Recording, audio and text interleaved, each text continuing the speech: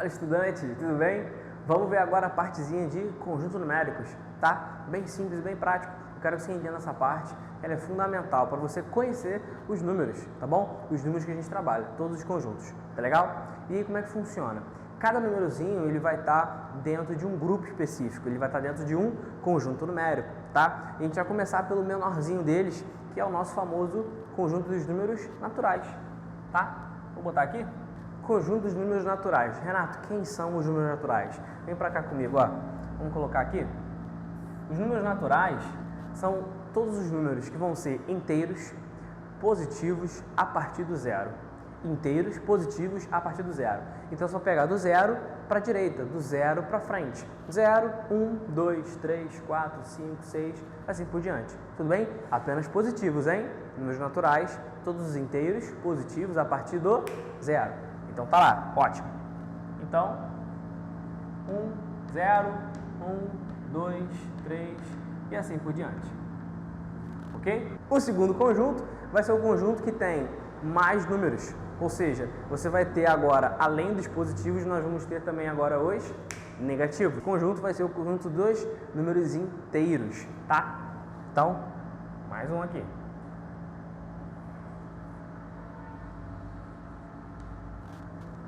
Tá ok? Renato, mas como assim ele está envolvendo o conjunto dos naturais? Porque é o seguinte, o conjunto dos números inteiros, além dele ter os inteiros positivos, ele agora também vai ter os inteiros negativos.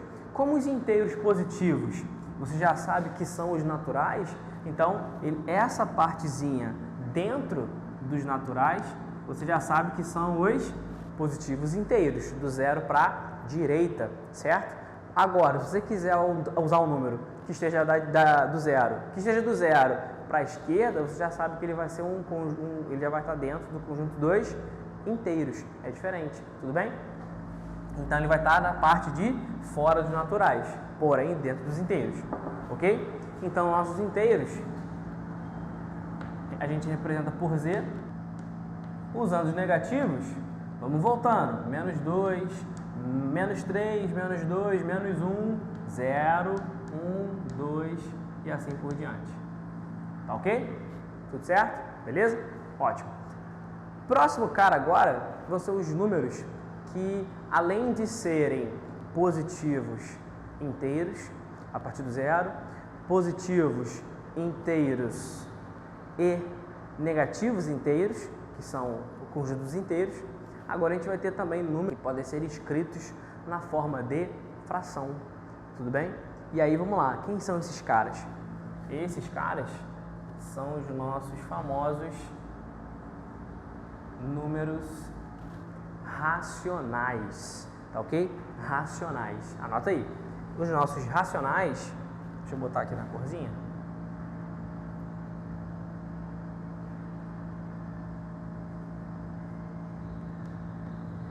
Os racionais, lembrando, são todos os números que podem ser escritos na forma de fração. Grava essa. Toda fração que você vê na sua frente, grava. Toda fração que você vê na sua frente, a partir de hoje vai ser um número racional, beleza? Racional.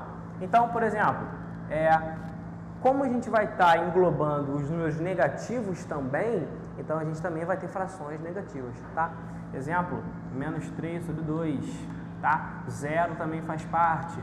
1 sobre 2, 5 sobre 4 e assim por diante. Tudo bem? Frações inteiras, frações negativas e positivas, tudo que for fração relacionado à fração, isso vai te gerar um valor dentro do conjunto dos números racionais. Beleza? Tudo bem? E o próximo conjunto é o conjunto que vai englobar todos esses caras. Porque para você não ficar falando, tá? Nos problemas matemáticos, para você não ficar falando toda hora, um número que seja racional, inteiro, natural, racional, inteiro, natural, racional, inteiro, natural, para não ficar essa repetição, sempre a gente vai englobar todos esses números em um conjunto só, tudo bem? Um conjunto que engloba todos eles, e esse conjunto a gente chama de conjunto dos números reais, beleza? E ele está aqui, ó.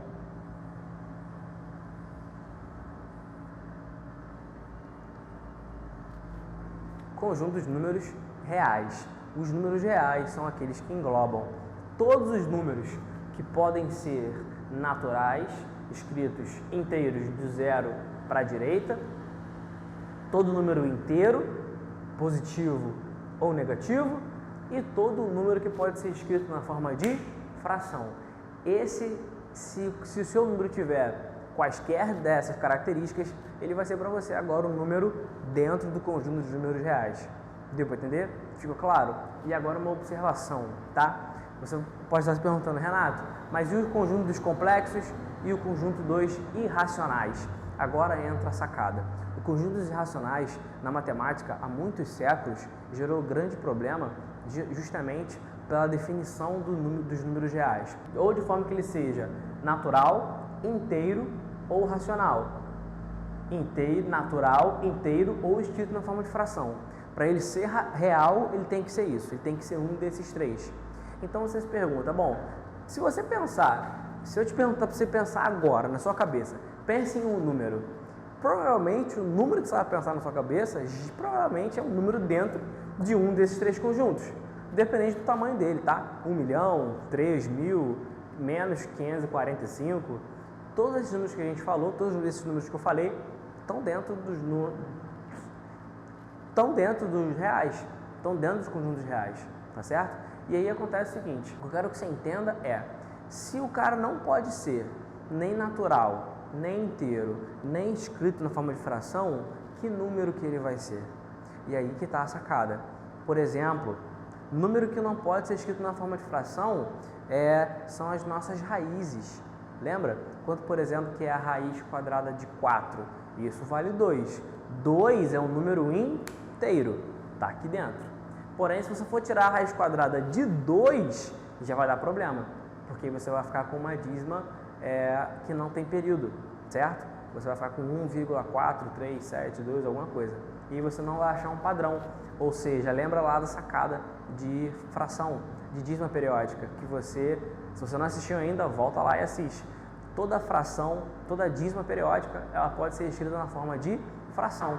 E se você não consegue transformar um número que tem casas decimais em uma fração, ele não é um número o quê? Real. Ele não é um número real. Porque, por exemplo, 4 sobre 3, isso aqui é uma fração. Isso aqui é um número racional, tá certo? Não confunde racional com real, tá, gente? 4 sobre 3 é um número racional. Bom, se eu dividir 4 sobre 3, acontece o quê? Vem comigo aqui. Se você pegar 4 e dividir para 3, 3 vezes 1 dá 3, para 4 dá 1, acrescento 0, 3 vezes 3 dá 9 e assim por diante. Você vai ficar com 1,33333, tá certo? E aí acontece o seguinte, então, ó, essa fração eu consegui gerar uma dízima periódica, 1,333.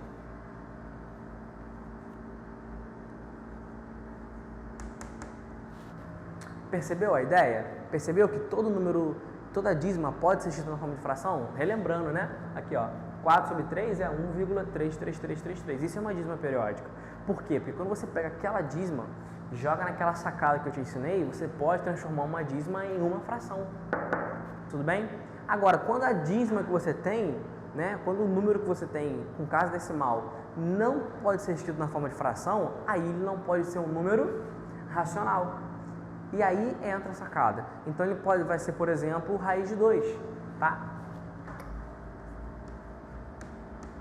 Raiz de 2, por sua vez, é 1,423, alguma coisa.